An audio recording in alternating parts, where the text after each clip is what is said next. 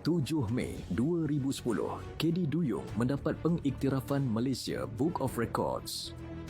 Pada hari ini dalam tahun 2010, sejarah tercipta apabila kapal diraja KD Duyung mendapat pengiktirafan Malaysia Book of Records MBR apabila menjadi organisasi pertama dalam Angkatan Tentera Malaysia ATM dan Kementerian Pertahanan menerima pensijilan Standard Piawaian Keselamatan dan Kesihatan Pekerjaan OHSAS 18001 2007.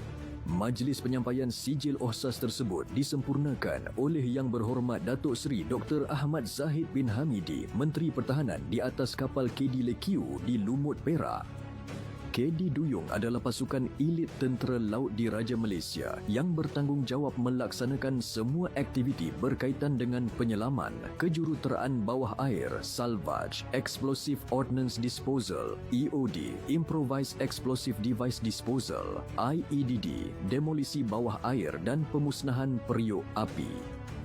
KD Duyung telah terlibat secara aktif dalam pelbagai usaha mencari dan menyelamat mangsa di seluruh negara selain terlibat dalam banyak misi Humanitarian Assistance and Disaster Relief HADR.